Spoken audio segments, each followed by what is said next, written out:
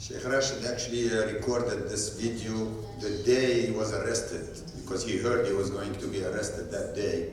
So just this was his last message before his arrest, and that's why we wanted you to see it. So I'm pleased to welcome Mr. Ahmed Gaaloul. He is here on behalf of Sheikh Rached. We had actually invited Sheikh Rached to speak at this conference before his arrest, and he confirmed that he was going to participate before he was arrested, but unfortunately, of course, he is no longer able to confirm or to attend. So we invited Mr. Ahmed Gaaloul. He's a member of the executive committee of Ennahdha. He's an advisor to Sheikh Rached, and he's going to read the speech on behalf of Sheikh Rached. Hopefully it will not be long, and we will be able to finish in the next 10-15 minutes. Thank you. Okay, it's been a long day, and I hope I will not be long with you. Actually, this video, Sheikh Rached, convinced that he's going to be arrested, so he's decided to prepare this message, and for this message to be published after his arrest. However, there is another statement which I do think is very important and vital, which Sheikh Rached Ghannouchi has made. And that statement he's made during the gathering of the Salvation Front on the 25th of Ramadan, where he's made what I would describe a radical step forward in his thinking. So the question, and I think that this was the actual reason why he's been arrested. Sheikh Rached right now he's in prison. When he's visited by his lawyers, he's quite happy. He's reading books and he's writing. One statement he said to his lawyer that he was embarrassed that he is free while other defenders of democracy and freedom are in prison. So he considered that his imprisonment is actually a positive thing that happened to him, that happened for someone who is like him, defending core values of freedom and democracy.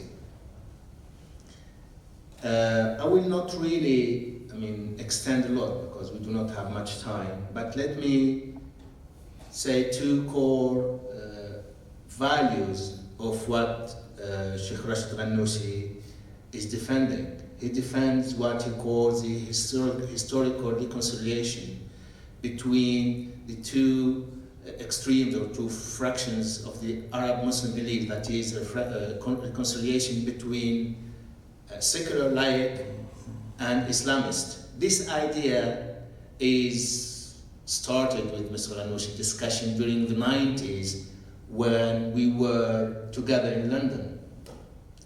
The second conciliation which Sheikh Rached Ghannouchi calls for is the historical reconciliation between what he calls Bourguiba and Thalbi, meaning, Bourguiba as a modernist and Thalbi as as a Muslim democrat, because Thalbi comes from this reformist school from which comes Ibn Abi Dhiyaf and Khair al-Din, and we need to add to him Tahir ibn Ashur and Khadr Hussein.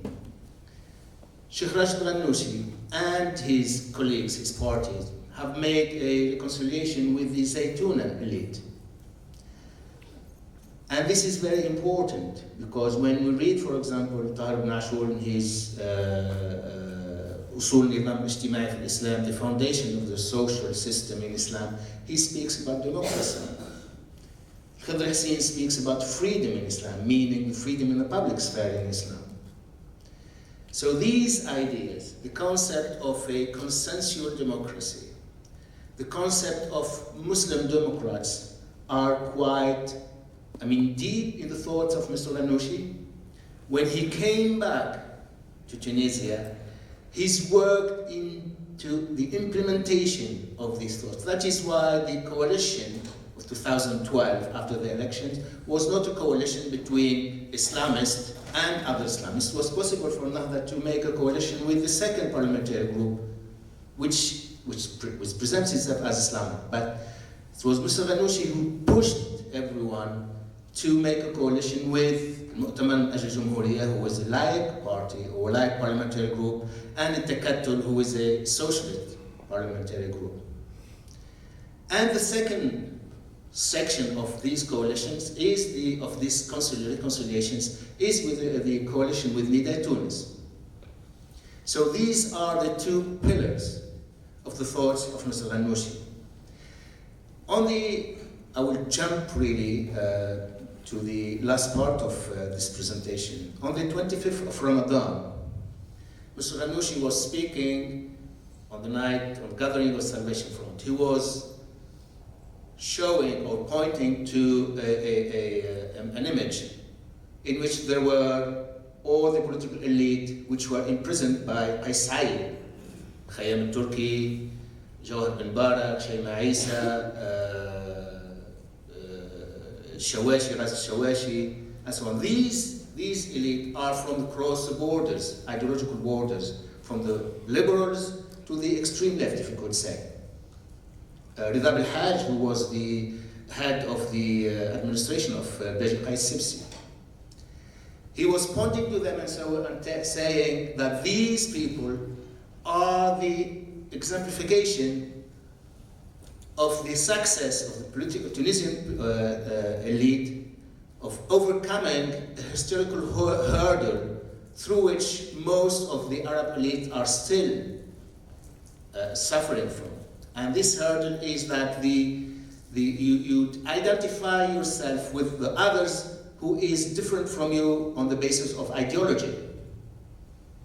He is saying these elite are gathered solely and only for the defense of freedom and democracy.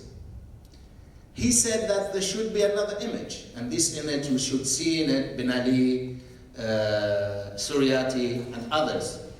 Those who are part of what he describes as the counter-revolution people. And then he asks where CSID stands. Is he part of the revolution or is he part of the counter-revolution? He said CSID is part of the counter-revolution because he's putting those who are defending freedom and democracy in prison. And he said is there a middle space between revolution and counter-revolution? He said, no, there is no middle space between revolution and counter-revolution. Because the revolution, when it came during the time of Ben Ali, it came from outside the system. It did not come from inside the system. And even those parties, official political parties during the time of Ben Ali, who had, but democracy, revolution came from outside the system. My view is that by saying that, and this separation, it was possible for Ghannouchi to say, well, I am with CSID, as Dr. Monica Marx was saying, CSID is more Islamist, if you could say, than Ennahdha himself. So he's an Islamist. And he said it to us. Sheikh Rashid told us that the Article 5 of CSID's Constitution is like a bribery. We should not accept it. And we should not accept bribery. And this Article 5 states that the state is the sole representative or authority that deals with the maqasid al-sharia or maqasid al-din. It doesn't say maqasid, it says maqasid al-din. So he said this is a bribery and we do not accept the bribery.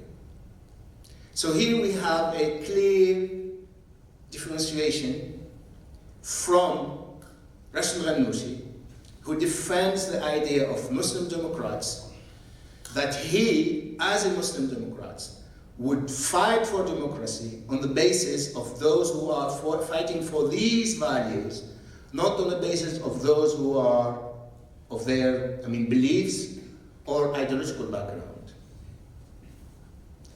And this what encourages Mr. Ghannouchi to say what he just said in his message. And he was quite sure that he is going to prison.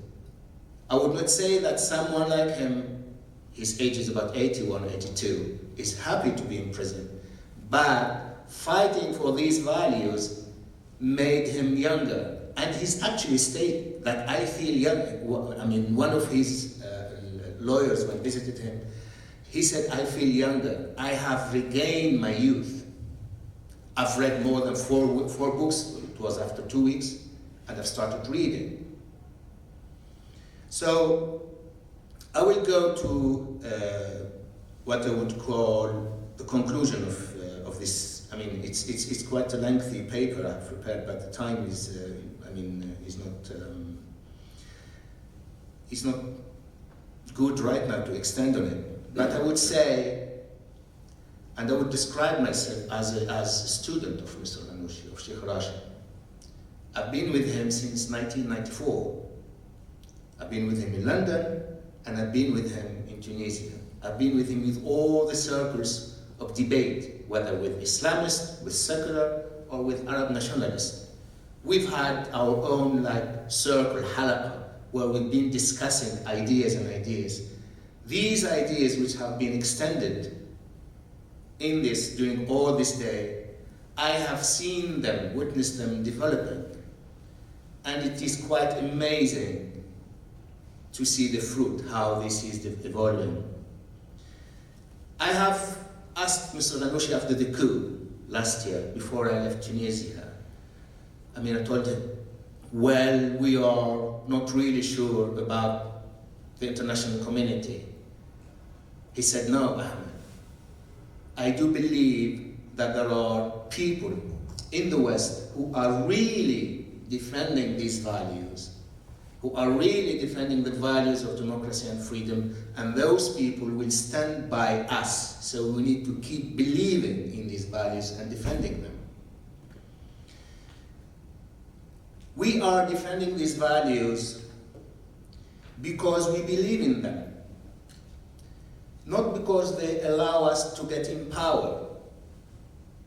I've had one last year from our friends, Arab friends, who told us, listen, Mr. Gaaloul, you've been lecturing us, you Tunisians, for 10 years about democracy, and you have faith.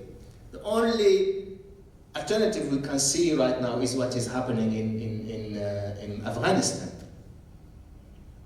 But the answer is this: we are defending the values of democracy and freedom because we do believe in them, not because they allow us to get in power, or because these values are propagated by the West.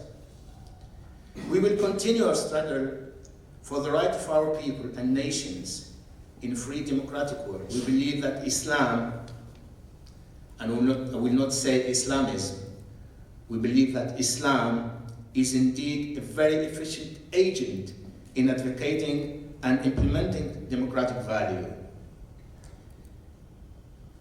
When describing what happened in Tunisia, Sheikh Rached tells us and told us, I mean, history has its dynamic and momentum. And revolutions, when they start, they will not stop. What is happening in Tunisia, it is just a downturn which we will overcome definitely. It will actually be a variable or an agent which will enable us to strengthen the democratic process and to strengthen us so that we can defend better democratic values and freedom. We are very patient. So we are not in a rush. We know that CSID will not last, but we do not want this change to be costly on our people and on our nations. We can see what is happening in our neighboring countries, what is happening in Iraq, what is happening in Yemen, what is happening in Syria, what is happening in Libya. We do not want Tunisians to go through all this struggle, all this pain, all this bloodshed. So we will continue our peaceful resistance, our peaceful opposition to this coup, and we need to be patient until the time comes for a real change. Values are essential and vital foundations for power and authority. all of us can see that liberal democratic values are going through a crisis in the world right now. There is someone from the Arab world who is ready to go to prison in his late age just to defend these values. And this what gives power to the ideas and values of Mr. Rached Ghannouchi. Right now, we are faced, Ennahdha, students of Rached Ghannouchi, and the Salvation Front, we are faced by this argument that Islamists are not good for democracy, so we need to deal with the Arab world differently. And the other argument from Islamists who are saying, you are defending democracy and democracy does not work for you, does not work. There are no democracies, no real democracy in this world. By going, and we insist on the term of going to prison, Rached Ghannouchi is giving legitimacy to these values, that these values are not just pragmatic values, are not values which has no religious, weight, no. These values are inherently part of our perception of Islam. And because we are Muslims, we are defending democracy. When we describe ourselves as Muslim Democrats, we are discerning within the Muslim spheres between Muslims who are Democrats and Muslims who are not Democrats. And we say that we are unified with people when dealing with the public sphere according to their acceptance of democracy and freedom. That is why the future as we see it, and as Mr. Ghannouchi said it, and as he stated in his short video, is that we need to work within a front. And this front is a gathering on the basis of the values of democracy and freedom. What the international community could do, we cannot ask the international community what they can do. They know what they need to do. But I think it is important for the international community to listen for this voice which comes from this small country which is called Tunisia. It is apparent that what happens in Tunisia has really an effect outside. But Mr. Ghannouchi insists on this idea that we are presenting ourselves for our people in Tunisia. We are not trying to come for a change or for humanity, no. We are humble, we are working for Tunisia. Those who would like to see in what we are doing an example where they are free to accept it or to reject it. But it is an example which can be a positive message and which has the legitimacy to bring in ideas and thoughts with the actual struggle and practice in the world of politics. Thank you very much for listening. If you have any questions.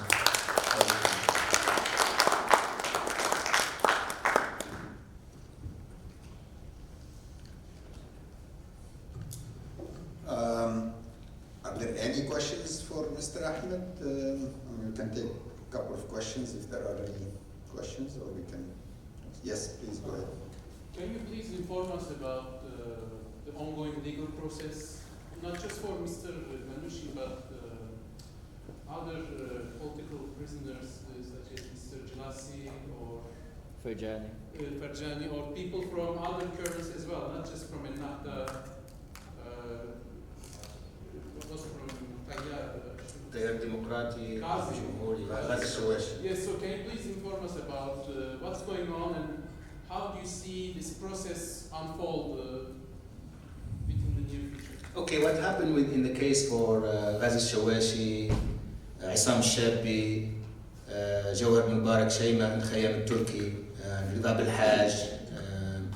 So Khayyam Turki has started like an initiative which gathers the widest spectrum of the political elite from, across the borders, ideological borders and political borders.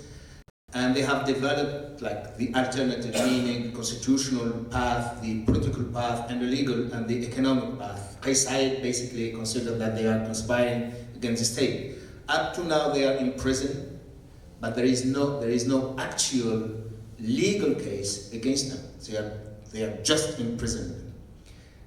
The dynamic of putting everybody in prison is growing. So today, as we are meeting here, there is a list, at least I think, of 30 other persons where there is an amalgam of everybody from the security forces, from the media, from political parties, and these are all being filled in the conspiracy case of Mr. Qais Said. But there is really no actual judiciary case which can stand in front of any judge. So when we speak about Said Farjani or Nudil Bahiri or Nil Arayth or Rached Ghannouchi, there is no actual case, no actual facts or deeds which they've done which justifies them being in prison, let alone being put in front of a judge. How is he doing health-wise? Well, I've just said that health-wise he's well. He's spending most of his time writing and reading, and he's quite optimist. He's not in a state of sadness or anything. Those who really, and I'm reporting about from those who are visiting him, he's like 3 times to 4 times a week. He's quite confident. And he keeps sending us positive messages that we need to, keep going. And when he hears that there is something like this, and I would thank Radwan, it really, not only him, all those who are in prison, it really helps, because someone who is in prison, when he hears that people are speaking about him, it gives him hope. And this is very important. Any other questions? Thank you. Let's give Ahmed.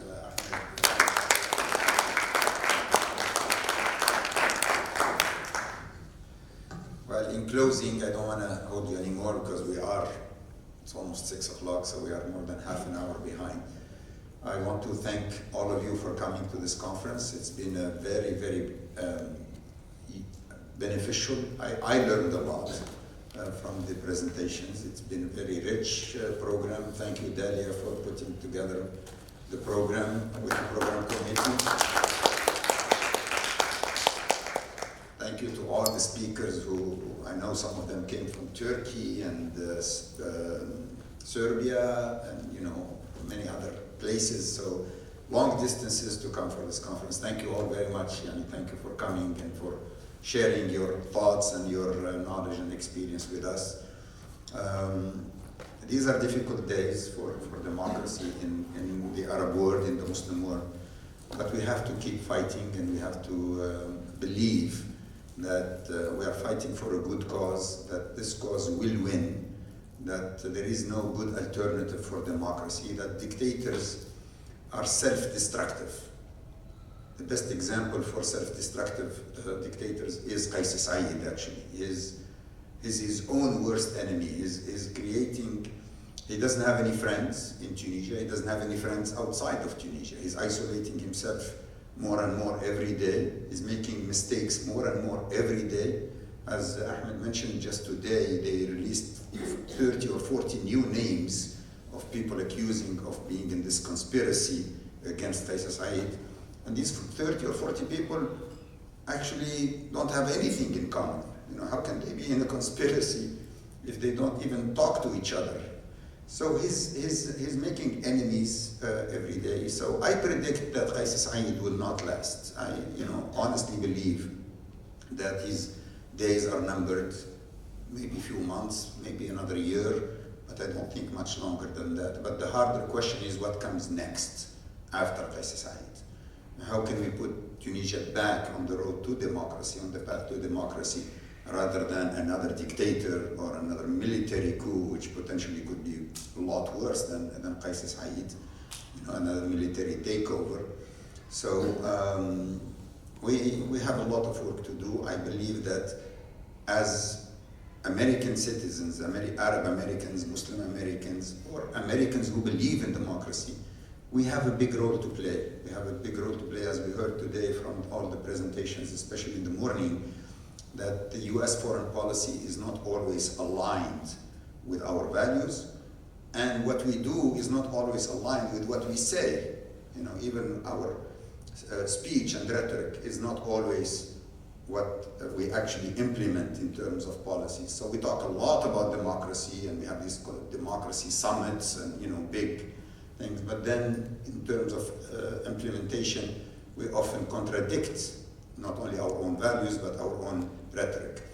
It is our job to keep our representatives and our government accountable for their action or lack of action, for supporting democracy, not only in Tunisia, but across the Arab world, across the Muslim world. We have a lot of work to do. It's a big responsibility. It's a big responsibility, and we have to assume our responsibility. And I hope this conference is part of that, but I really hope that in the next few months we see more unity among the various people and the various organizations who believe in democracy. I think we are too divided, or too spread out, or too everybody's busy with his own, you know, mission or his own goal, and we're not really working together enough to help ourselves and to succeed. So I hope that in the next few months we will see more unity of purpose and more unity of action and communicating our message. And as Ahmed said, you know, this message also is heard back in Tunisia or in Cairo or in all these countries, when they see that there are people like us who are helping them, or who want to help them, who want to defend the cause. It really gives them strength, and it strengthens them. So again, thank you very much for coming. We hope to stay in touch. We hope to continue to work together to educate our policymakers and the public in general about Islam and democracy, about democracy in the Muslim world, but also to improve our foreign policy. Because at the end of the day, that's what really matters, is how can we change our foreign policy to really make a difference, and a positive difference for democracy in the region. So again, thank you very much. It was a pleasure to see all of you today. It's been a long day, but hopefully we will build on it, and we look forward to seeing you again. Asma, do you have any closing remarks you want to add? Not really. I just want to amplify your voice in thanking everybody. I personally also found this conference to be extremely beneficial, and I think this is one of the very few venues that I am aware of where you can get so much information packed into one day. So rather than continuing to extend the hours that you're actually present here, thank you again. Enjoy the evening, and give us feedback. Yes, I think absolutely. we can solicit feedback from you and your suggestions for improving this conference. We hold this annually, so we're always looking for thoughtful suggestions from our audience on how to continuously improve. And become a member. Let's not forget that we're also looking for contributions from people like yourself. Spread the word about the work we do, and encourage people to become members of CSID. How can we become members? Just visit our website, CSID online, and you will see the membership form there. And we hope you, if you're not already a member, that you will become a member. And we also plan to do seminars. You know, we did a lot of seminars on webinars, you know, virtually in the last few years.